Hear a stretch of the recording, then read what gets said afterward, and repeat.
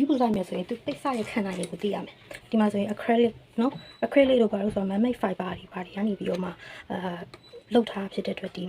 nylon တို့ဟိုဟာတို့ polyester တို့လိုမျိုးဟာမျိုးပေါ့နော် silk ကကြတော့ပိုးထည်လည်းတိတ်ပြီးတော့အပူဒဏ်မခံနိုင်ဘူးဝူးကကြတော့အဲသုံးမွေးထည်တို့ပါလို့ညာတို့ပို့ပြီးတော့အပူဒဏ်ခံနိုင်လာပြီเนาะတဖြည်းဖြည်းချင်းများလာတာเนาะ0ကနေပြီးတော့မှဒါနည်းနည်းရှင်းပူလာတယ် acrylic silk wool cotton ကကြတော့ဒီပိုချီသားတို့ပါလို့ပေါ့နော်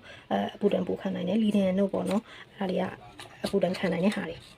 အခုကချီသားဖြစ်တဲ့အတွက်အဆုံးထိတင်လို့တော့ရတယ်เนาะဒါပေမဲ့အဲ့လောက်ကြီးမလို့ဘူးလောက်တော့ရပြီပြီးပြီဆိုရင်ပူစမ်းမယ်ဟိုရင်နှွေးငွေဒီမဲ့ရင်နှွေးငွေ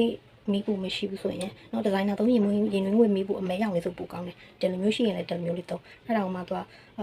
မစ်ဆိုပါလေဟုတ်တယ်ရင်နှွေးငွေเนาะရင်နှွေးငွေမသုံးဘူးဒါကနည်းနည်းသုံးမယ်ရင်နှွေးငွေ